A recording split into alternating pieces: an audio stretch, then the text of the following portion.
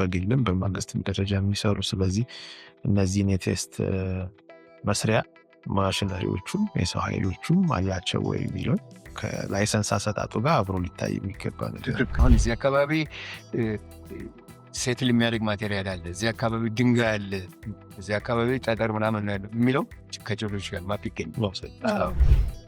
ሶይል ቴስቶችን ውጭ ልኮ ማሰራት እንደ አንድ ሶሉሽን ሊሆን ይችላል ማለት ለዚህ ክላስ እኮ የተሰጠ ፕሮፐርቲ አለ። የኮምፕሬሲቭ ስትሬንግቱ ኤናል መሆን አለበት ይላል። ያንንም አሟሉ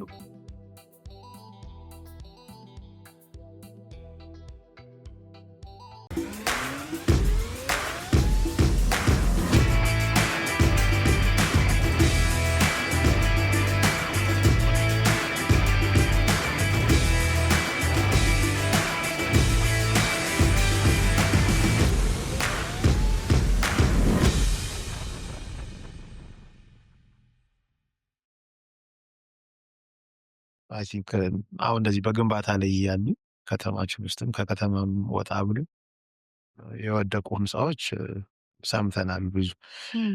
አንዳንዶቹ አንደር ኮንስትራክሽን እያሉ አንዳንዶቹ ደግሞ አገልግሎት መስጠት ጀምረው ግራውንድ ፍሎር የሆነ ፍሎራቸው ሰርቪስ እየሰጠ የመውደቅ ቶታሊ የወደቁ ህንፃዎች አሉ እዚህ ከተማ ውስጥ። አንድ አይቻልም። ምንድን ነው ያንትኑ ሊሆን የሚችለው ማለት ምንም ሙቭመንትም ኖሮ አይደለም። በቃ አሁን እንዲያነፍ ፌለርስ ሰው የተጠቀመበት አንደኛው እንደው በማስታውሰው ስሩ ታይም ነው። ይሄ ቢም ኮለን አካባቢ ላይ የሺር እንትኖች ፌዴ ማረግ ክራክ ማረግ ዋይድኒ እንትን ዊድዙ እየሰፋ መጥቶ ሰው ሁሉ በቃ ይጠራጠር ነበረ። ይሄ ነገር ሊወድቅ ነው እንደዚህ የተባለ የሆነ ቀን ላይ ሌሊት ላይ ነው ደግነቱ ኮላፕስ አደረገ። እና ምንድን ነው የሚሆኑት እንደዚህ አይነት እንትኖች? እኔ ሁለት ኬዝ ያጋለው አንደኛው ሲምፕሊ እንትን ነው የምህንድስና ችሎታ የሌለው ግራም ፕላስ ዋን ግራም ውስጡ ነው። ገና የመጀመሪያው ኩብ እንዳለቀ ኮላፕስ አደረገ። በዚህ በአያት ሄዱ የአላሙዲ ፋብሪካ ምናምን አለ እና ወደ አንድ ቸርች አለ ሰሚት ጋር ያለው ሰሚት ለስላሳ ፋብሪካው ጋር ማለት ነው። ግን ወደ አያት ቴጂ በሚሄደው መንገድ በስተቀኝ በኩል ነው። እሱም በሄጃቸው እንደ የሰው ይወጡታል። ምንም እውቀት የሌለው መሀንዲስም ምንም ሳያማክር በቃ ሰራዋለሁ ብሎ በድፍረት እሱን ግን በሌብነት ደግሞ የወደቀው አንድ ምን የማውቀው ጎንደር ግራውንድ ፕለስ 2-3 ነው። የመጀመሪያው ስላብ እንዳለቀ ኮለሞቹ ክራክ ማድረግ ጀመሩ። ለዲዛይኑ ተነገረው፣ ኧረ ይሄ ነገር እንደዚህ ያለ ነው። አይ ምንም አይል ፕላስተር አድርገው ምናምን አለ። በኋላ ያው ተደበቀ ፕላስተር ድረግ እና የኮንስትራክሽን እየቀጠለ ሲሄድ እንደገማታ እንዳለ ኮላፕስ አደረገ እና ሰውም ሞተ። እዚህኛው ላይ ሰው አልሞተም። ሰደን የሆነ ፌል ይሄ ግን የኮንክሪቱን ኳሊቲ በለው የብረቱን በለው ደግሞ ደንበኛ ኮንሰልቲንግ ኦፊስ ነው ዲዛይን አድርጎ ያሰራው። የሱፐርቪዥን ችግር ነው። ያም እኮ ሱፐርቫይዝ የሚያደርገው አሪያ ነገር ክራክ አድርጓል ኮሎኑ ሲባል ተወዝም ብሎ እና ይስተካከላ። እንደዚህ አይነት ድፍረት እንዳለበት የሁለት ኬዝ በደንብ አይቼ ኮላፕስ ያደረጉ ህንጻት። የፍቃድ አሰጣጣችንስ ምን ይመስላለን? በሀገር ግንባታ ፍቃድ አሰጣጣችንስ እሱም ኢምፓክት የለውም? እንደዚህ ለዲዛይን እንትኖች ለሚመጡ ፌለሪቲዎች የሚሰጠው ግንባታ ፍቃድ ቅድም እኮ ያለው ነው። አሁን ለምሳሌ የኛ አሶሲዬሽን የሲቪል ኢንጂነሪንግ አሶሲዬሽን በጣም ጠንካራ ቢሆን ኖሮ የግንባታ ፈቃድ መስጠት ነበር። አሁን ይመስለኝ አሁን ለምሳሌ እንግሊዞች አሉ የእነሱ አሶሲዬሽን የሲቪል ኢንጂነሪንግ አሶሲዬሽን ፈቃድ የሚሰጠው እሱ ደግሞ አሶሲዬሽኑ ራሱ ኤቭሪ ዲዛይኖችን አይቶ የሚያጸድቀው ምክንያቱም በሞላ ባለሙያ ነው የተሰበሰበው እና ለስሙ ለመኖ ስለሆነ እና እዛም ደግሞ አፕላይ አድርገሽ አሶሲዬሽኑ አባል ለመሆን እንደ ብዙ ፈተና ነው፣ ቀልድ አይደለም።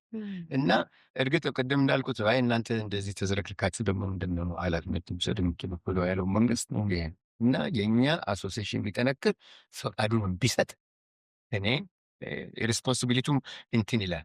አሁን እኮ ኮላፕስ አደረገ ኮንትራክተሩ ነው የሚጠየቀው? ዲዛይነሩ ነው የሚጠየቀው? ማን ነው የሚጠየቀው? ሁሉም ኃላፊነት ሁሉም ድርሻ ይወስዳል። ኢቨን ኮንትራክተር ራሱ እኮ ባለው ህግ አንድ አማካሪ ወይም አንድ ባለቤት ስራ ሰጥቶት ሲያሰራ ይህንን ስራ ሲባል የመጀመሪያው ስራ መሆን ያለበት ዲዛይኑን ሪቪው ማድረግ አለበት። ቼክ አድርጎ የግዢ እንትኑ ያለ አይቶ ኢዝ ሪስፖንሲብል አይ አማካሪ የሰጠኝ ነው ብሎም ቢሰራ እና ፌል ቢያደርግ የእሱም ድርሻ ያው ትልቁን ድርሻ ያኛው እንደሚወስደው ሆኖ ኢቨን ሪቪው አድርጎ መጥቶ ራሱ ነው ይሄ ነገር ኦቨር ዲዛይን ተደርጓል እንዲህ መስተካከል ይችላል ብሎ ሪቪው አድርጎ ማቅረብ ይችላል። ወይም ደግሞ አንሷልም ብሎ ከፍ አድርጎ የማቅረብ እንትኑን ይፈቅድለታል። ሰማው ግን አያመልጥም ከእንትኑ እንግዲህ ጭቅጭቁ ግን ነው ዲዛይነሩ ነው ወይስ ነው? አሁን ለምሳሌ የአንጁ ፈርቲላይዘር በአንድነት የተደረገው ስንት ቢሊዮን ብር ከወጣ በኋላ እኛ እንደውም እኔና ባልደረባዬ ዲዛይነሩ ሳይሆን ኮንትራክተሩ ባካችሁ እኔ ለተባላ ብሎ ሄደን ያንድ ነው 1-3-4 የተባላል ስናል እና ስንት ብዙ ኮንስትራክሽን ተደርጓል። ማት ስንትቃለ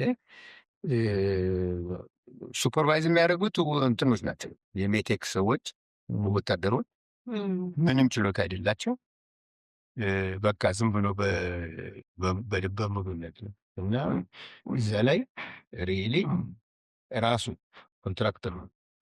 ኮንትራክተሩ ወሪድ ሆኖ እኛ ሄዳችሁ ስንሄድ ማአት ደገቦች ስናጥቆ ከዛ ደግሞ እኛም ከነሱ ጋር ያጣላል 90 ሜትር ሀይት ያለው ቺቢኒ ብሎ እንደነገር ኮፋፕሮ ብረት ምናምን አድርገው ሊሰሩ ፋውንዴሽን በደምሰን ዋው ያረባካቸው እንደዚህ አይደለም እና እንዳይሰራ ብለን አቆም። ምክንያቱም ፕሮፐር ዲዛይን የሚያስ 90 ሜትር ሀይት እኮ ቀላል እና እንዲህ አይነቱ አለ። እርግጠኛ ዲዛይን በተመለከተ ይሄን አርጉን እናደርጉ ግን ኮሜንት ሰጥተናል። ያውም ከኮንትራክተሩ ወገን የሆነ ሜቴክ የማይሰራው ሜስቱ ነው።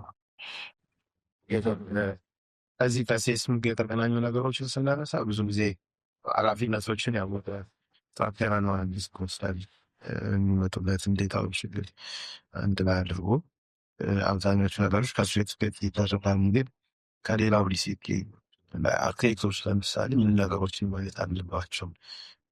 ያው ብዙ ጊዜ የመጣለትን አይዲያ ያው ፓሬት ላይ ያስቀምጣል። አርክቴክቱ ዲዛይን ያደርጋል። ወደታች እንደ ቢልዲንግ አይነት ሃይራይዝም ከሆነ ሰሪ የሆኑትን ሌሎች ነገሮች ለማሟላት ወደ ካሁን ለማውረድ ያለበትን ያክል ይወርዳል።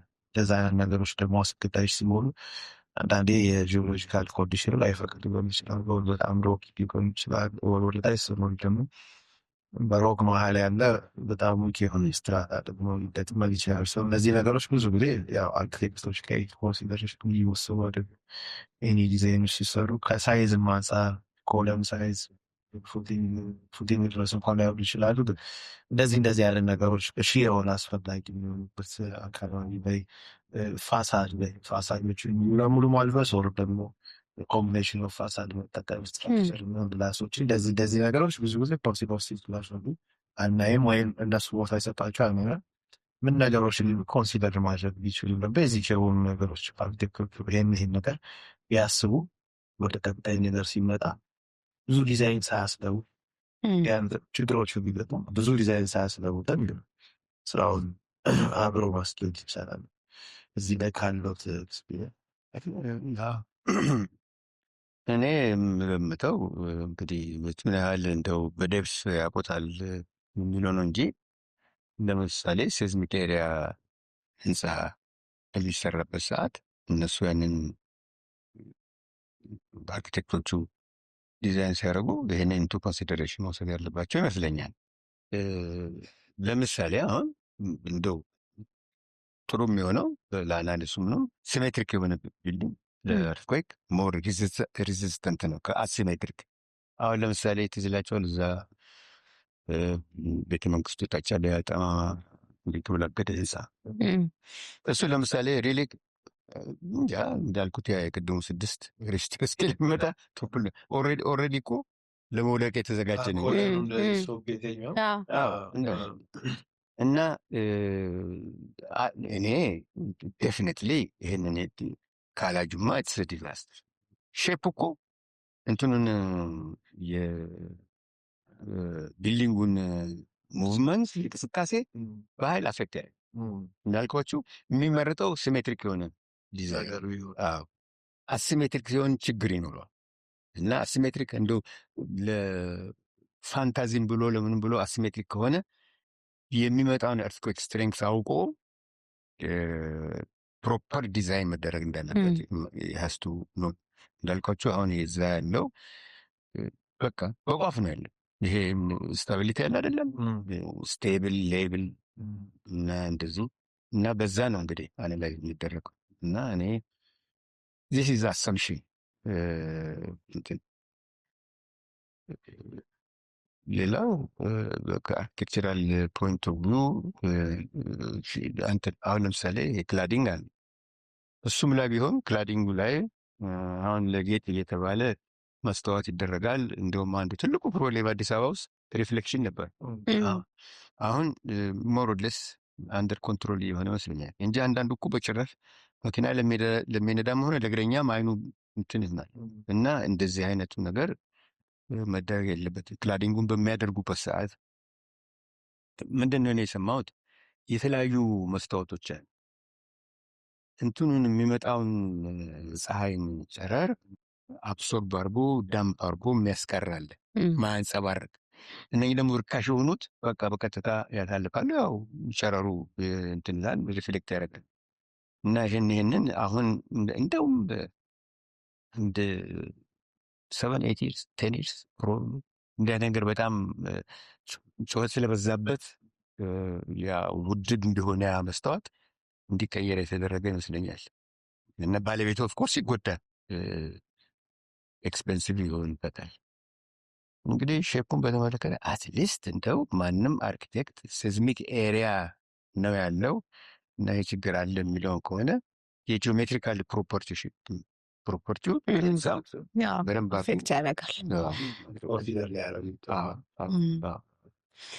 እንደው የዚህ የሴስሚክን ስናነሳ እንደው ወደ ውጭ ሀገር ያለው ተሞክሮ ጋር እንሂድና የሀገራችን ምን ያህል ዝግጁ ነን እንደው እንደ ሀገር የሌሎቹንም እንደዚህ አይነት አደጋ ሲያጋጥማቸው ያለፉበት አለ። አንዳንዶቹ ከፍተኛ ዳሜጅ ደርሶባቸዋል፣ አንዳንዶቹ ደግሞ ተቋቁመውታል። እንደ ሀገር ደግሞ እኛ ምን ላይ ነን? ምን ብናደርግስ፣ ምን አይነት ዝግጅት ብናደርግስ መልካም ነው? በተለይ ከዚህ ከሴስሚክ ጋር በተያያዘ። አዎ እንትን ጃፓን በጣም ቨርቹዋሊ ኤቭሪዴይ አንዳንድ ሙቭመንት አለ እና እኔ አስታውሳለሁ እዛ በነበርኩበት ጊዜ ሳንሻይን ቢልዲንግ ይባላል 60 ፎቅ እና መጨረሻ ፎቅ ላይ ወጥቼ ሱቬኒርስ ምናምን አለ በቃ እና እዛ ዲዛይን ሲደረግ 50 ሴንቲሜትር ስዌይ ሊያደርግ ይችላል። ቢልዲንግ እንዳለ የስቲል ስትራክቸር ነው 50 እና ፋውንዴሽኑም ኮምፕሊትሊ የተለየ አይነት ፋውንዴሽን ያደረጉ እና እነሱ በጣም ኤቭሪዴይ ንዝረት ስላለ በጣም ተነቃል። እና እንደዚህም ሆኖ ኮቤ ከተማ ዛሬ እንጃ አሁን ኤግዛክትሊ ጊዜን አላስታውሰው 30 ወይም እንደዚህ አካባቢ አርፍኩዌክ 7 ኦን ሪሽተር ስኬል 7.2 ይመስለኛል። ከፍተኛ ዲዛስተር ያ ሁሉ ፕሪኮሽን አድርገው ብለው ኦፍኮርስ እንግዲህ የኮዱም መሻሻል ከጊዜ በኋላ ነው ራሱ እንትኑ የሳይንቲፊክ አፕሮቹም እንትን እያለን እና ኢማጂን አሁን ለምሳሌ ኤርትኩዌክ በሚፈጠርበት ጊዜ እኮ ሀፕሃዛርድ ነው ሙቭመንቱ፣ ዝብርቅርቅ ያለ እኮ ነው። ግን ለአናሊሲስ ሲባል ሳይኖሶዳል የተደረገ ነው ዲዛይን የሚደረገው እና እንግዲህ እዛ ላይ ነው ዋናው ምንድነው ፍሪኮንሲው እና አምፕሊቲዩዱ እንትኑ ፒኩ ነው። ከዛ በኋላ ፒክ ግራውንድ አክሰለሬሽን ይባላል እና እየተሻሻልም ነው ሄደው እና እንደዛም በየጊዜው እየተንቀጠቀጠ መሬት እነሱም አውቀውት በከፍተኛ ዲዛይን ፕሪኮሽን ሁሉ ወስደው ኮቤ ወደ ስንት ነው? ወደ 30 ቢሊዮን ነው ዶላር ዳሜጅ ነው ያደረገው። በኋላ ይህንን በተመለከተ እኔ እስር ቤት ነበርኩ።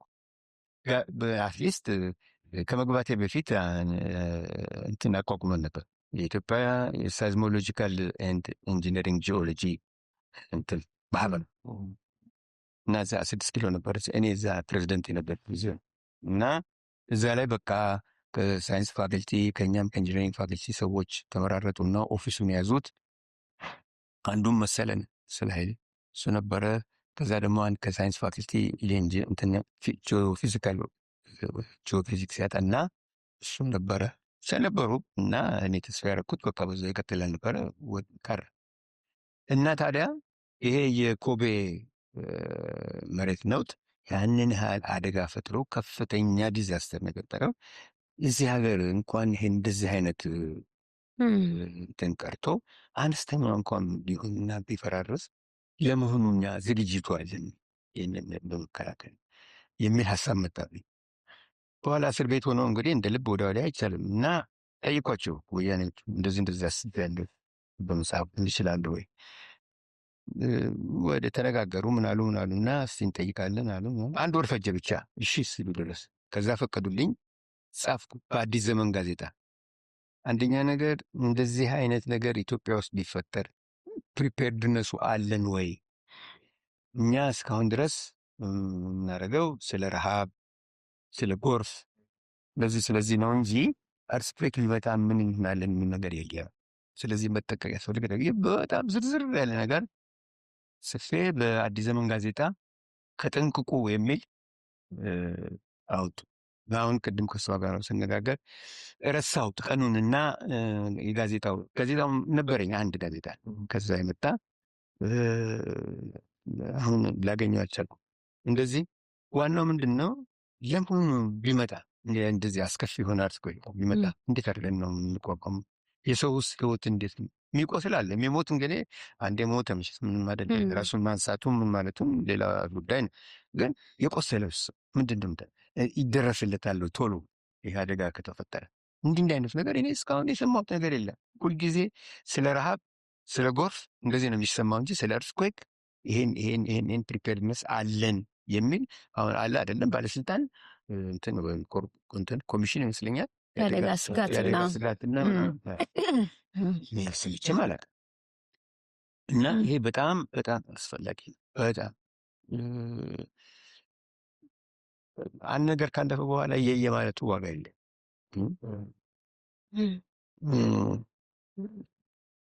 እርግጥ እኛ እንደ ጃፓኖቹ ሀብት የለንም። ምን የለነሱ አሁን ፕሮብሊ ይሄን ነገር በሞላ የፈረሰውን ፈርሶ ያስተካከሉት ይመስለኛል። አሁን ወሬውም የለ እንደው እኛ ገር ግን እኔ ልክ አሁን ሃይቲ እኮ የዛሬ ስንት ዓመት ነው የአርትኩዌክ ይሆን እስካሁን ድረስ የተሰራም ነገር የለም። ፍርስርሱ እንደወጣ ነው ምንም ያደ ስለዚህ የእኛና የሃይቲ ዕጣ ተመሳሳይ የሚመስለኝ። በጣም ፔሲሚስቲክ ነኝ በዚህ በኩል እና ምን የተዘጋጀ ነገር የለም ብዬ ነው የምገምተው። ወይም እንግዲህ እኔ ኢንፎርሜሽኑ የለኝም።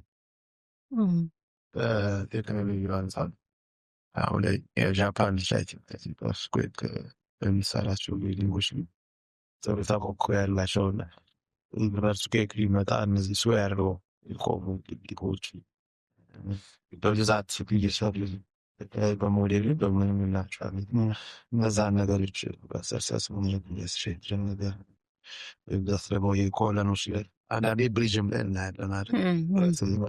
ስትራክቸሮች ተጠቅም ቢልዲንጎች እንደዛ አይነት ነገሮች አሉ። ራስ የሆነ ነገር ነው የደረሱበት ነው። ግን እነዛ ነገሮች እንትን የሚያደርገን ይጠራል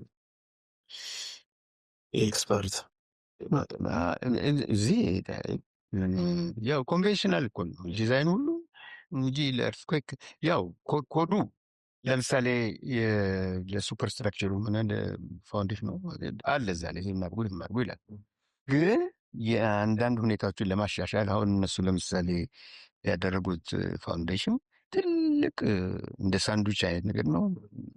ብረት ነው፣ ላይ ሪምፖስት የሆነ ነው፣ ከታች ሪምፖስት የሆነ ነው። ሼክ በሚያደርግበት ሰዓት የተወሰነ አማውንት ዌቭ ያደርጋል። ያው ስቲል ስትራክቸር ስለሆነ ስትሬሱን ይቋቋመዋል።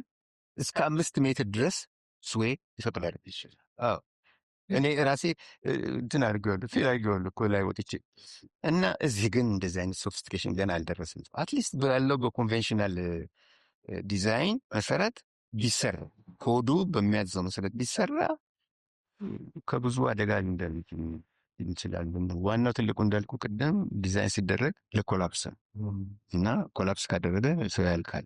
የሰው ህይወት ነው ዋና ቁም ነገሩ። የቀረው ነገር ነው እና ስለ ሰርቪሲቢሊቲ በዲዛይኑ የለም ችግር። ዋናው የኮላፕስ ሁኔታ ነው እና እንግዲህ ወደፊት ምናልባት እያደገ ሲሄድ የፕሮብሌሙን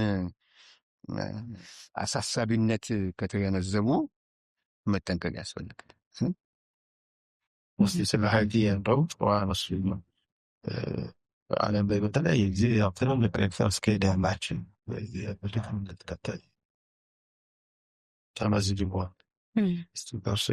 የሀይቲ በጣም ጥብቆ የተባለው ሪኮንስትራክት ለማድረግም አገልግሏል። አዲሱ አስቸጋሪ በጣም አንዳንድ ቦታዎች ደግሞ ኢቨን ስኬሉ ከዛኛውን በላይ ሆነው ግን ሲደርስ የምናየው ዳሜጅ ስኬል ትልቅ ሆኖ ሲደርስ ያነሳ ይሆናል። እስቲ እዚህ ላይ ያለው ቅድም እንዳልኩ ማወዳደር የሚቻለው ቺሌን እና ሀይቲ ነው። ቺሌ በጣም ስትሪንጀንት የሆነ ኮዳል እርትኩዌክ በተመለከተ ምክንያቱም በአንዲስ ላይ እዛም ከፍተኛ ፖቴንሻል አለ።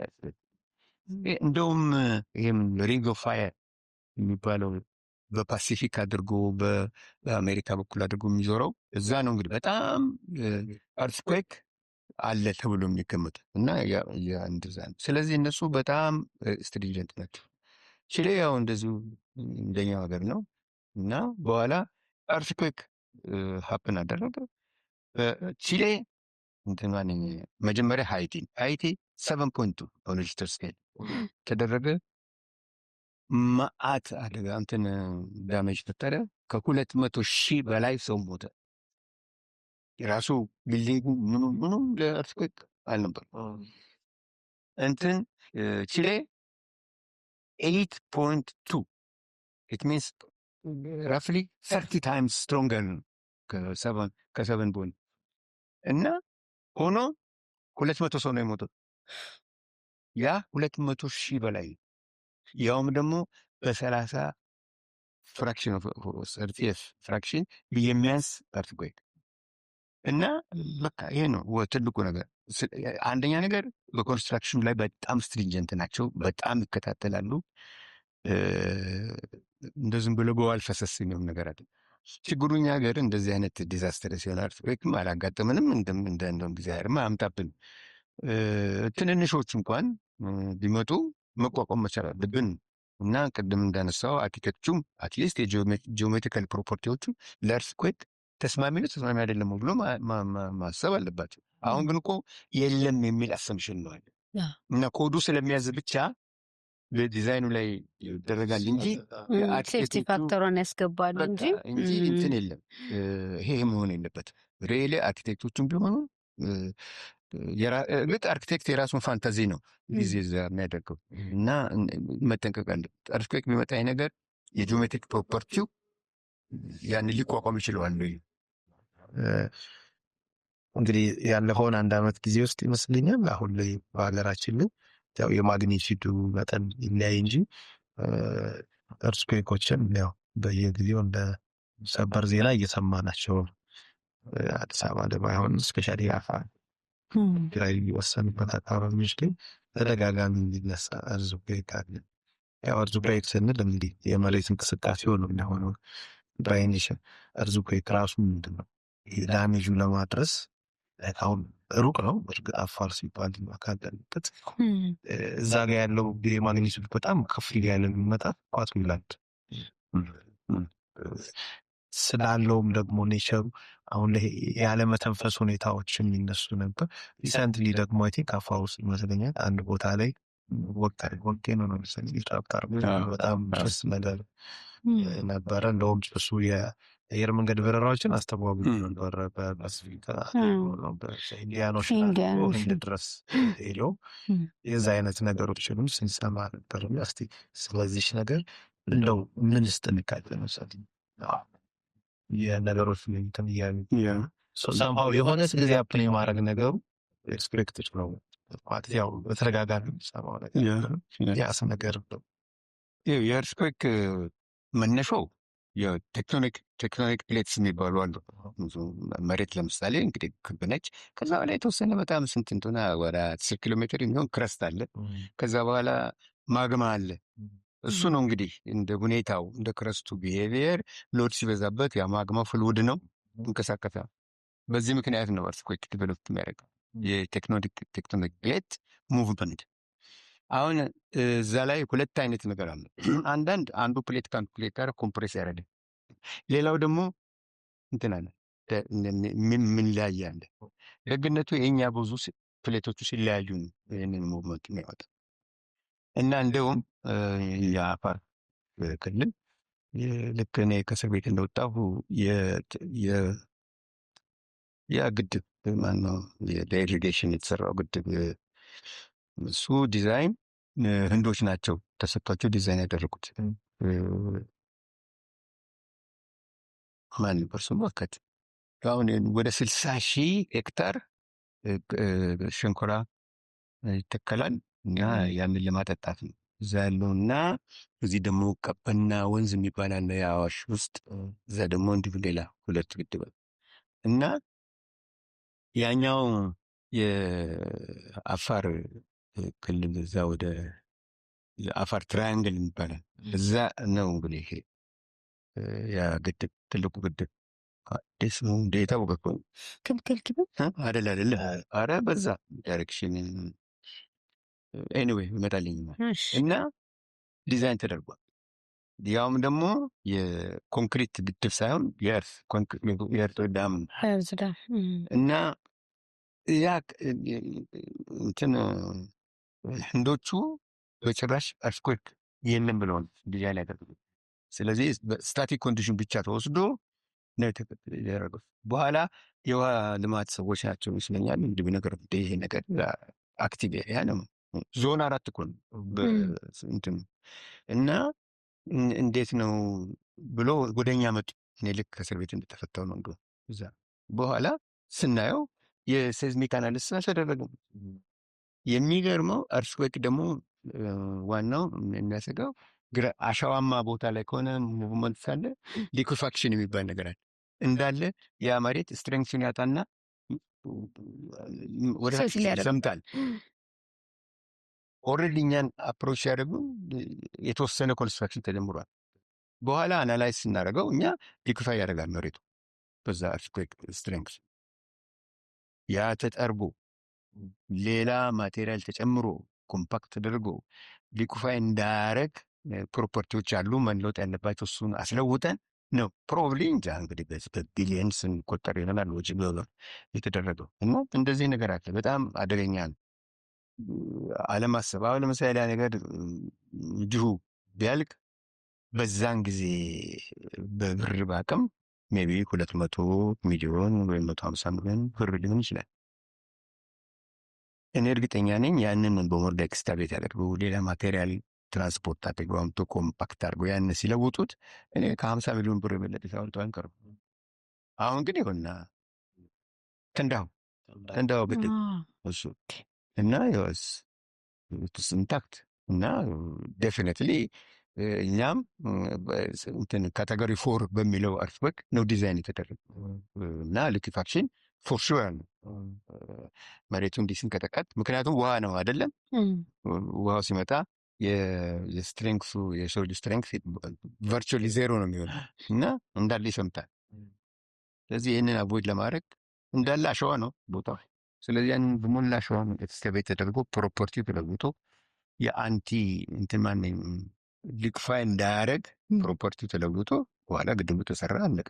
ይህም እንደዛ ነው እና በጣም ያሳስባል። እኛም አይተነዋል ይህን ነገር በእንትን በለዘፌር አይነት ነገር በቃ ምንም አይሆን ነው እንደዚህ የሚባል አስተሳሰብ በጭራሽ ቦታ እንዳይኖሩ መደረግ አለበት። ስትሪክትሊ ኮዱም እኮ የሚረዳን ይሄን ሌላ እኮ ላይፍን ኮምፕሊኬትድ ለማድረግ ተፈልጎ አይደለም እና ለሴፍቲ ለሰው ህይወት ሲባል ካሉማኝን አሁን ያ ነገር ህንዶቹ ዲዛይን እነሱ ተናግረዋል። እኛ ለስታቲክ ኮንዲሽን ነው እንጂ ለዳይናሚክ ኮንዲሽን አልሰራነውም ብለዋል። በዛ መሰረት አይ ምንም አይሆን ተብሎ ቢሰራ እና ኮላፕስ ቢያደርግ ውሃ ከቋጠረ በኋላ የሚደንቀው ከግድቡ ታች ስር ወደ ስንት 40,000 ቤቶች ነው የተሰሩት። ሰው ሰራ ይሄ ሸንኮራ የሚቆርጠው ምንም ብዙ ነገር አለ አይደለ? እዛው ያው እንዳለን ያራርጓቸው የሚሄዱ እና በጣም መጠንቀቅ ያስፈልጋል። እንደ አንዱ ዝም ብሎ ለዘፌር አይነት አሰራር ከመሐንዲስ ጭንቅላት ውስጥ መውጣት አለበት። የፈለገውን ያህል ሲምፕል የሚሆን ምንም ይሁን ብቻ መጠንቀቅና ህይወት እንዳይጠፋ ማድረግ አለበት። የኢንጂነሪንግ ፐርፐስ ይኸው እኮ ነው። ሌላ ምንድን ነው? ኢኮኖሚክ ይሁን ነገሩ ህይወት ይጠብቅ። ሌላ ምን ይቻላል? እሺ እንግዲህ ፕሮፌሰር አለማየሁ ብዙ ነገሮችን አንስተን እየተወያየን ነው። እስኪ አሁን ደግሞ ወደ ማኔጅመንት ኮንስትራክሽን ማኔጅመንቱ ጋር እንሂድና ቅድምም አንስተነው ነበር። ከዚህ ከግንባታ ፈቃዱ ጀምሮ ቁጥጥሩ ላይ እንደገና ደግሞ ፕሮጀክቶችን ቤዝ አድርጎ ደግሞ ያለውን የአሰራር ስርዓት መከታተል ላይ እርስዎ ያዩቸውን ነገሮች የእርሶን ተሞክሮ ቢያጋሩን እስኪ። በተለይ ሱፐርቪዥን ላይ እናንተም ትልልቅ ሜጋ ፕሮጀክቶችን ስትቆጣጠሩ ስለነበር እንደ አዲስ አበባ ዩኒቨርሲቲ በነበሩበት ጊዜ አሁንም አንዳንድ የሚሰሯቸው ነገሮች ስላሉ እንደው ኮንስትራክሽን ማኔጅመንቱ ላይ ከፍቃዱ ጀምሮ ያሉትን ሀሳብ እስኪ። እኔ መቼም እንደዚህ አይነት ሪስፖንሲቢሊቲ የሚጠይቅ ስራ ላይ ሰው ከኮምፒተንሱ ውጭ ደግሞ ኤቲካል ቫሊዩስ እንዲኖሩት ያስፈልጋል። አሁን እንደሚታወቀው አንድ ህንፃ በሚገነባበት ዋቴቨር ብቻ ስትራክቸር በሚገነባ ጊዜ ባለቤቱ ይኖራል፣ አርኪቴክቱ ይኖራል፣ ዲዛይነሩ ይኖራል። ይህንን ደግሞ አኮርዲንግ ቱ ስፔሲፊኬሽን መሰራትና ለመሰራቱም በደንብ አሳሳቢ ባልሆነ ሁኔታ መሰራቱን የሚከታተለው የፕሮጀክት ማኔጀሩ ነው። እና ፕሮጀክት ማኔጀሩ ከኮንትራክተሩ ጋር አንደኛ ነገር ኮንትራክተሩ ራሱ ተወዳድሮ እንደዚህ አይነት ስፔሲፊኬሽን በማይሟላ መልክ ሰርቼ አስረክባለሁ ነው የሚለው። እና እሱም ማጭበርበር ምን አመጣው? ኤቲክሱ ለመሀንዲሱ ብቻ ሳይሆን እኮ ለኮንትራክተሩ ነው። እና እሱ ላይ መጠንቀቅ ያስፈልጋል። እንግዲህ አንዳንዱ ቶሎ መበልጸግ ይፈልጋል፣ ወይም ደግሞ እስከዚህ ችግር አያመጣም የሚልም ግምት ሊኖረው ይችላል። ስለዚህ አንድ እሱ፣ ሁለተኛ ደግሞ ይሄ ተቀጥሮ የተቀጠረ ሰው ይህን ነገር እንዲቆጣጠር የተቀጠረ ሰው ስትሪክትሊ ኢንዲፔንደንት ሆኖ ሱፐርቫይዝ ማድረግ አለበት። ከዛ ደግሞ ኦፍኮርስ ማኔጅ የኮንስትራክሽኑ ሰዎች ታይም ዲሌይ እንዳይፈጠር፣ የተዝረከረከ አሰራር እንዳይፈጠር ደንበኛ ፕሮግራም አውጥተው አለ አንድ ስኬጁል በደንብ አድርጎ ደንበኛ እኮ እንትን አለ ሶፍትዌር አለ አሰራሩ ክሪቲካል ፓስ ምናምን የሚባል ነገር አለ አለ። በጣም እንግዲህ በዛ ይሰራሉ አይሰሩም አላውቅም፣ ግን ብዙ ጊዜ ስታሆን ትልቅ ፕሮጀክቶች አሁን ነው እንጂ የምናየው ማን ነው ደግሞ በዚህ ዓመት እሰራለሁ በዚህን ጊዜ ጨርሳለሁ ብሎ የሚጨርስ? በጭራሽ የለም እኮ። ይሄ እኮ ከመዝረከረክ ከብዙ ሁኔታዎች ጋር ያያዘ ነው። እና ኮንትራክተሩ በተመለከተ ደንበኛ የፍሎ ቻርት አድርጎ ምኑን አድርጎ የሚይዝ በዛ በፍሎ ቻርት መሰረት ደግሞ ሲሰራ ያ ማኔጀሩ፣ ሱፐርቫይዘሩ፣ መሐንዲሱ ስፔሲፊኬሽን መሰረት መሰራቱና ለመሰራቱን ማየት እና እኔ እንደዚህ ሲስተማቲካሊ ተሰርቷል የምለው እንደው ጣቴን ይሄ ነው ለማለት አልችልም። አሁን የማስታውሰው ኮመርሻል ባንኩ ቻይናዎች ናቸው ዲዛይን ያደረጉት፣ ኮንስትራክሽኑም ቻይናዎች ናቸው። በጣም ኤፊሽንትነት በጣም እና እሱ ላይ ሬዲ የሚዝረከረክ ነገር የለም። የሚሰሩትም ደግሞ በደንብ አቅደው ነው። ይሄ ጥሩ ነው። ኦፍኮርስ ዲዛይን እና ቢልድ ስለሆነ ባንክ ደግሞ ዞሮ ዞሮ በብድር ነው እና መክሰረን ምንም አይፈልግም። ስለዚህ እኛን ዩኒቨርሲቲውን ጠይቆ ተከታተል ብሎ አለ እና እኛም ተከታተል እና አልፎ አልፎ አንዳንድ ቦታ ላይ ትንሽ ገንዘብ የሚያስጨምር ነገር ሲመጣ እሷን አቮይድ ለማድረግ ይሞክራል። ግን እኛ እምቢ ስንላቸው ምክንያቱም ኦቶሪቲ ስለተሰጠን ስንላቸው ያደርጉታል። አሁን ፋውንዴሽን በተመለከተ ታወሩን ላይ አስለውጠናቸዋል ኦፍኮርስ እነሱ ብዙ ሰርተዋል። በጣም እኔ ቻይና ያለው የኮንስትራክሽን ኢንዱስትሪ እንዴት እንዳደገና ምን አይነት ኮምፕሊኬትድ የሆኑ ህንፃዎች እንደሚሰሩ ይገርማቸዋል። እና ይሄ ደግሞ የእንትን የስቴት ነው።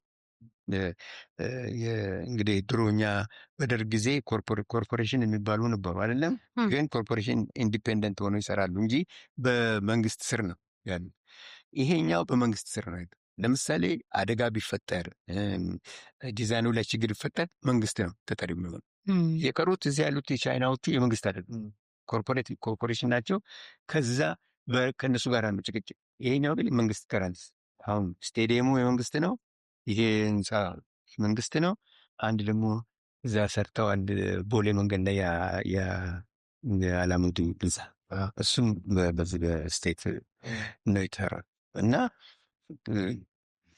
እኔ መቼስ በጣም ነው እንትን ያልኩት እና መጠንቀቅ ያስፈልጋል። በቃ የሆነ ኤቲካል ቫሊዩስ እና እዛ ለምሳሌ አንድ ሰው ማኔጀር ሆኖ በሚመድበት ሰዓት በሙያው ነው ባለው ነው።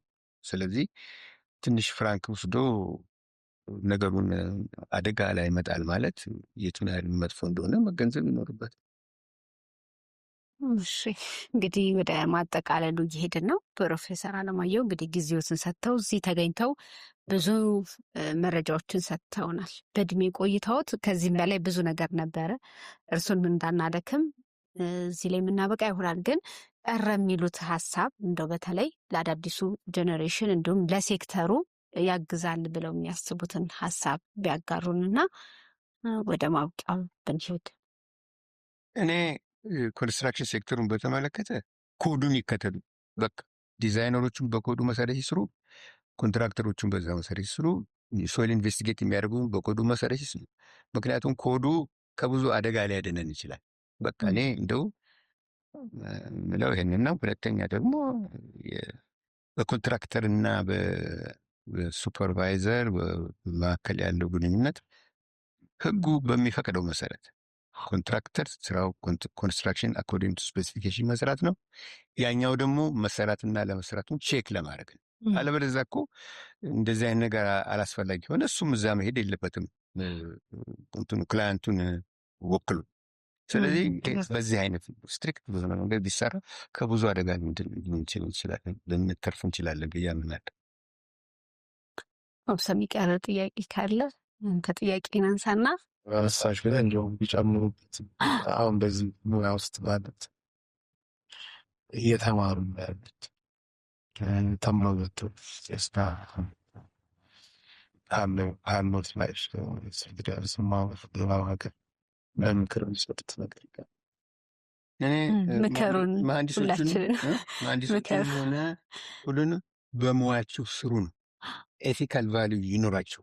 በቃ በትንሽ ነገር መደለል ብዙ ዲዛስተር ለሀገር ላይ ከፍተኛ ዲዛስተር ይፈጥራል እና ይሄ እንዳይሆን በቃ የስራ እድል እንደሆን በዚህ በኮንስትራክሽን መስክ አሁን ሀገሯ እያደገች ስትሄድ መዓት ነው እና ስጋትም ያለ አይመስለኝም። ግን በሙያው ሰው ከሙያ ውጭ ሳይሆን በደንብ ስራ ነው። እሺ እንግዲህ ፕሮፌሰር አለማየሁ በጣም ነው የምናመሰግነው። በዚህ ጊዜ ረዥም ሰዓት ነው የወሰድንቦት። ቁጭ ብለው በትዕግስት የምንጠይቀውትን ጥያቄዎች በሙሉ እንደ ልብን በሚያርስ መልኩ ሲመልሱልን ነበር። በጣም የምናከብሮት ሰው ኖት። እግዚአብሔር ያክብርልን፣ እድሜን ከጤና ጋር ይስጦት። በጣም እናመሰግናለን። እንግዲህ የገንቢው ፖድካስት ተከታዮች የዛሬ ዝግጅታችን ይህን ይመስል ነበረ። ቀጣይ ዝግጅታችን ደግሞ ሌላ እንግዳ አምጥተን በዚሁ በግንባታው ዘርፍ ላይ ያሉ ጉዳዮችን አንስተን እንወያያለን። እናመሰግናለን።